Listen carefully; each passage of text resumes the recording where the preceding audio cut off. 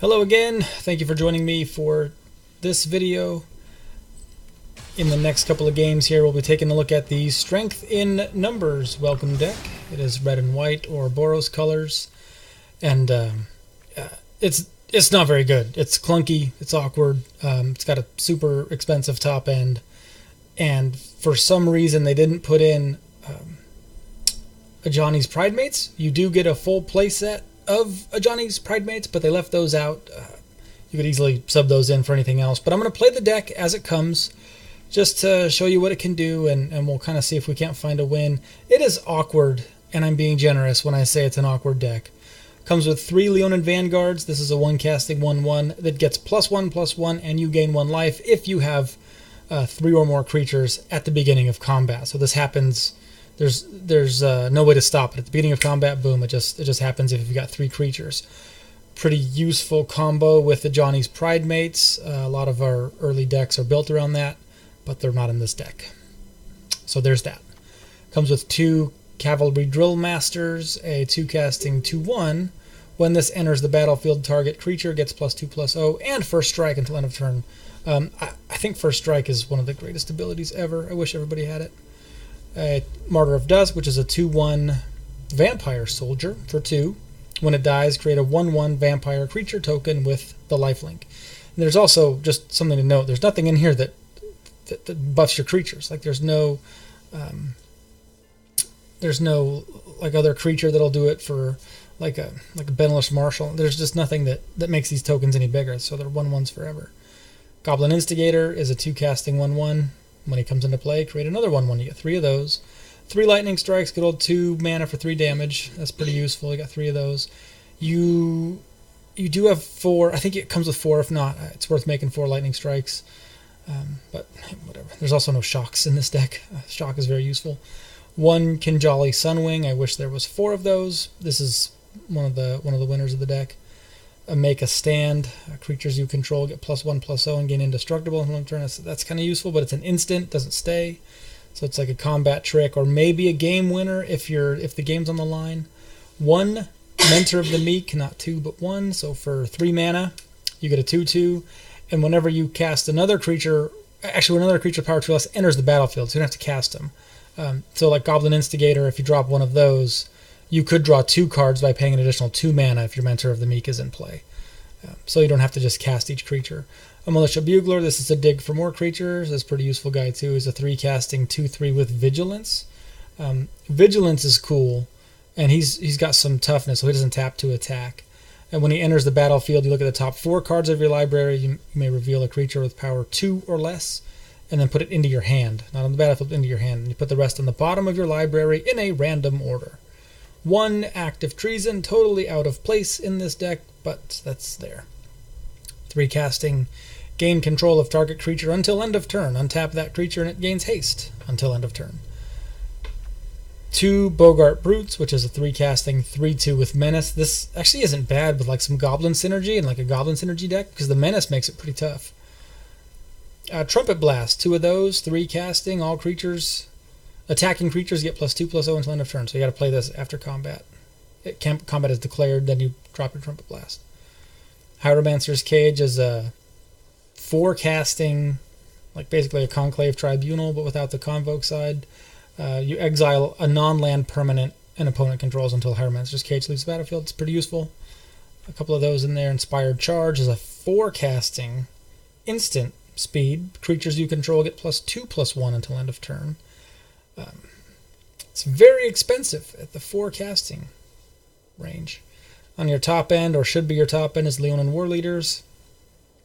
I think you get 3 of these when it's all said and done after all the welcome decks. I may as well stick those 2 in here and take some other stuff out. But those tokens don't end up doing anything more than just being tokens. They're cool. For 4, whenever he attacks, you create 2 1/1 white cat creature tokens with lifelink that are tapped and attacking. This is going to be the biggest target that we play today. It's a big target. 2 Paladins of the Bloodstained. When a Paladin of the Bloodstained enters the battlefield, create a 1/1 white vampire creature token with lifelink. He's also a vampire knight. This is a great card for a vampire deck. Too bad this is not a vampire deck. 1 Captivating Crew. The entire crew is captivating, really. But for 4 mana, it's a 4/3. And then for 4 mana, you gain control of target creature an opponent controls until end of turn. So this is like a living Act of Treason. And this is great late game. Because you could do, if you have like 12 mana on the board, I don't know why the game would go on that long, but say you do, you could cast the Captivating Crew and then steal 2 creatures that turn, and that should win you the game. But, you know, there's one in the deck. Heroic Reinforcements is a super awesome kill card. Super awesome card. Create 2 1/1 white soldier creature tokens until end of turn, and then creatures you control get +1/+1 and gain haste. As fabulous card. 1 Siege Gang Commander for 5. It's a 2/2 Goblin, and when he comes into play, create 3 1/1 red Goblin creature tokens. I really want to try a Siege Gang Commander / Flame of Keld build and do like Goblin, have some Goblin synergy where you sack them and then the sacked Goblin deals 2 and Flame of Keld kicks in. Anyways, it'd be kind of fun. So for 2, you sacrifice a Goblin. Even himself, he will deal 2 damage to any target. So if you have all these Goblins out, you could just sacrifice them all for the mana and win the game. And then as a dinosaur, you know, they said, what's missing from this deck? And they thought dinosaurs could be in here. So they added Burning Sun's Avatar. When Burning Sun's Avatar enters the battlefield, it deals 3 damage to a target opponent or planeswalker, and 3 damage to up to 1 target creature. So for 6 mana, he's a 6/6, which isn't bad. And then you get 3 damage to a person or player and a creature. 10 plains, 9 mountains, 1 Clifftop Retreat, 4 Stone Quarries. I don't think this deck is worth much of an upgrade. Otherwise, you might look at the land. I think this is one of those decks that you just play with it. If you like some elements of it, then delete the deck and just build around those elements that you liked. I don't think this is one of those where you're going to upgrade. You know, it's going to take a whole new deck to upgrade this one. I do have a budget Boros deck that I'll actually link to this video here to show you what's possible with the starter set. But let's play a couple of games. I'm not looking for any specific quests today, so I don't have to do anything. I just want to play some games with this deck and see if we can't find some synergy. But even after looking at the deck list, it doesn't seem like there's going to be any. We'll see what we got going on.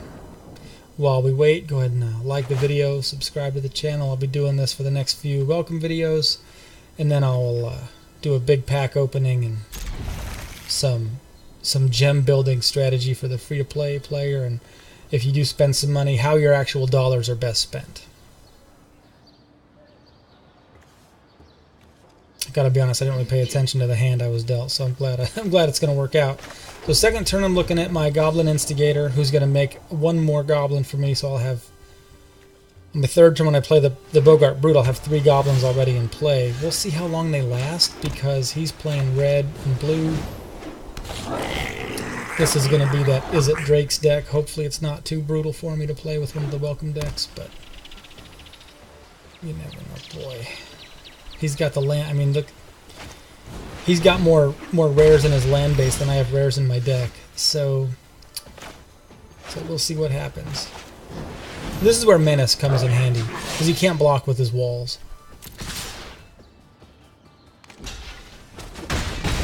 Swing in for 1 because he just blocks with the electrostatic field. This is a fabulous card.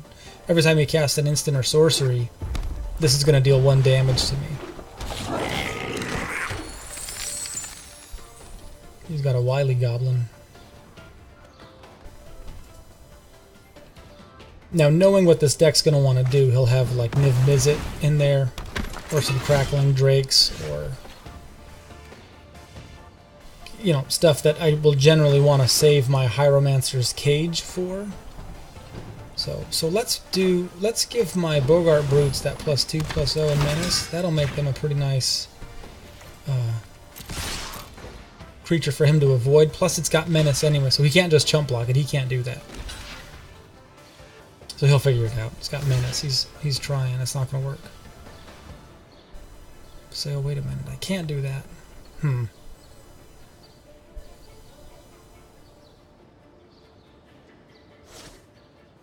Nope, it's the other one. It's the Boggart Brute. He can't hear me. It's fine.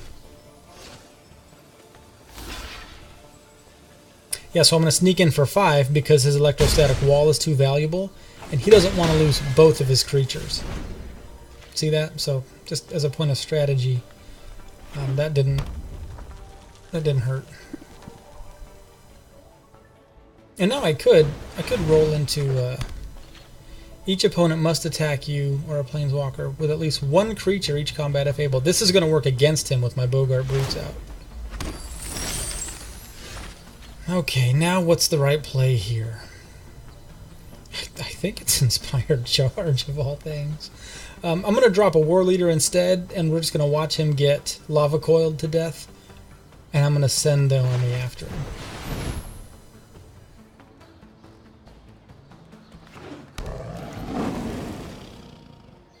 So we're going to...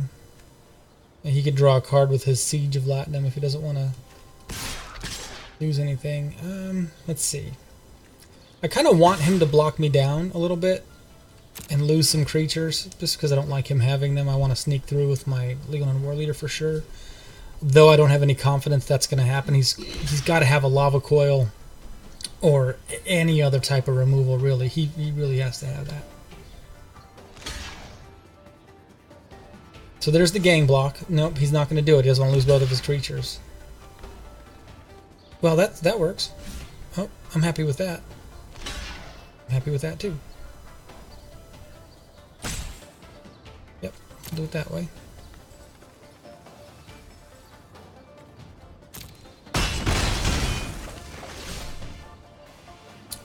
So this game is actually going well for us at the moment. This isn't too bad because a lot of times they will just have more removal than we have useful creatures. It looks like he's not really drawing into his removal. He's drawing more creatures than he needs right now. So now he's got a blocker for my Brute with Menace. But well, we are definitely going to take that damage without question. So this is going to happen. So we will take the damage here. Because we've got some lifelink even in our hands. We're holding it right now. So it's not like we can't recover from that. And he needs the cards more than we needed that life. And we are going to combat Juke with his Lightning Strike. So we'll save 2 mana for that. Or we could really, you know what, let's send the farm after him. So check this out. This is sort of the idea of the deck. This is actually a great presentation. I'm so happy this is working out. These welcome decks don't always work out.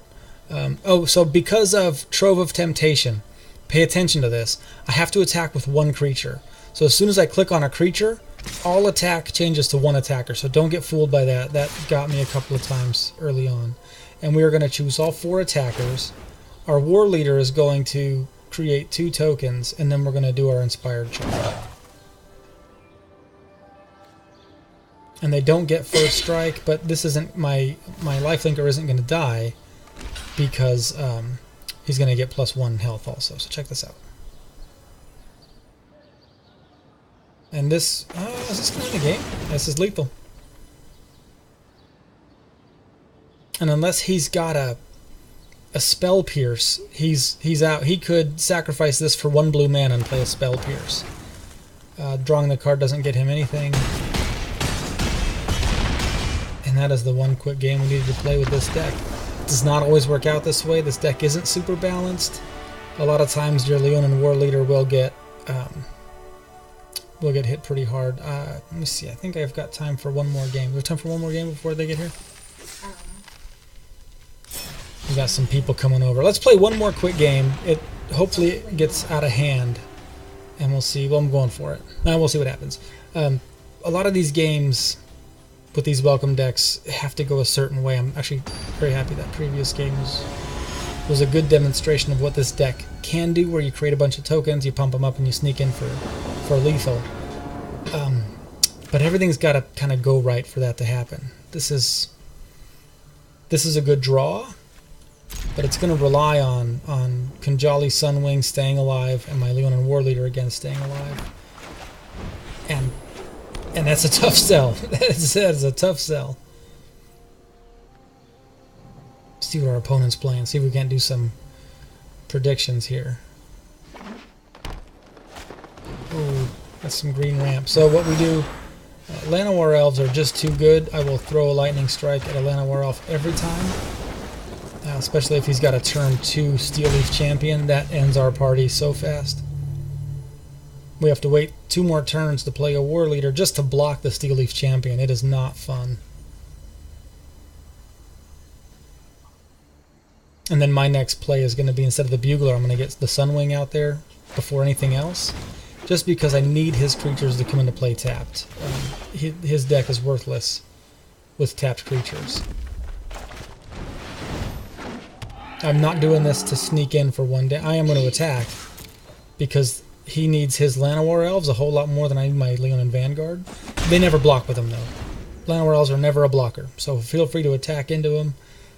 If they block with Llanowar Elves, that should make you happy because it means they've got nothing to cast. And now if I don't draw a mana source, I can drop my Stone Quarry, which is tapped, and play my Militia Bugler without having to worry about my mana base. If I do draw a mana that comes into play untapped and ready to use, then I can play my Warleader and be totally happy about that. You know what? We're going to wait a turn. Yeah, we're going to cook it.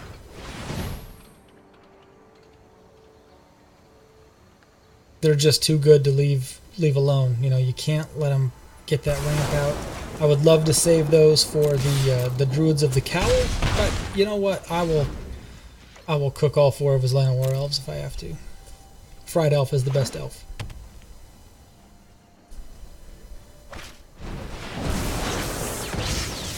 That was a huge misplay. Oh, it only does 2 damage. Okay, so not too bad. I was thinking that did 3. So he's wishing he had some lightning strikes.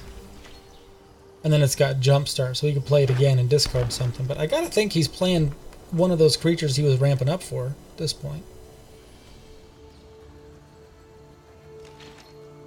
If he doesn't play a blocker and we really sneak through, oh my goodness. Okay, so this deck, I've played this a few times and never had this level of success with it. This is silly. I can't believe that went down that way. Pretty good deck then, isn't it? after that review of the cards that ended up winning. I think it could be better and faster and more streamlined, and I do have another video. I will link it to this one of a Boros deck that I like a little better than this one. It plays out. So, hey, we got a card, and it's a rare. What did we get? Deafening Clarion. Funny enough, that goes right in that deck we were just playing. Cool, guys. Thanks for watching. Have a good day. See you next time.